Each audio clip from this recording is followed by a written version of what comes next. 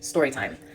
I remember narrowly opening my eyes and there was a strange man standing over me. And I like stood up straight and I'm like gasped because I'm freaking out, like, who is this? And as I gasp, I feel smoke like cutting into like my throat and my chest. And I'm immediately like, what the hell happened? And the man is like, ma'am, you left your oven on, and I don't know how long your smoke detector has been going off for, but I got called in here into your apartment to check it and make sure that everything's okay. And he's like, everything's okay. But as he's like eyeing the liquor bottle, like that's like within my arm's reach, he's like, are you okay? This was back when I lived in Louisville, and at this point, I was drinking about a fifth of alcohol a day and living by myself in my old apartment.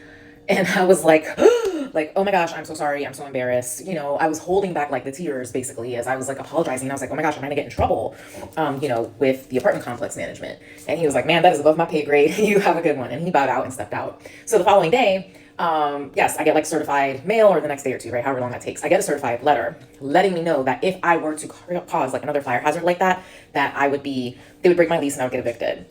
Now, here's the part where for your average person who wasn't dealing with addiction, they would be like, what can I do here to fix the situation? Perhaps I'm drinking too much, and if my drinking is causing me to leave things on the stove or in the oven on and causing potential fires, like maybe this is a sign that I have a problem. What did I do? My resolution was, I'm going to stop cooking.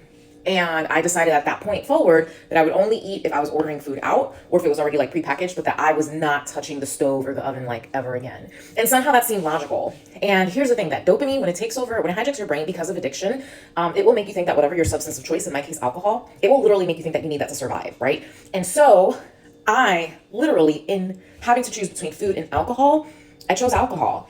And I used to really judge myself about that and be really, really embarrassed and mortified. However, now that I understand the neuroscience of how that works and why everything gets so distorted in terms of our decision making, it made perfect sense. And so if you're sitting here and you're making these decisions that are awful decisions, I'm letting you know that it's okay. I'm letting you know that it gets better. I'm letting you know that you actually can break free from those awful decisions.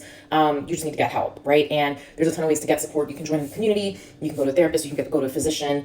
There's free programs. There's paid programs. You can get a coach. I'm a coach. You can get a free consultation with me, right? But you don't have to stay stuck in that chaos of terrible decision making.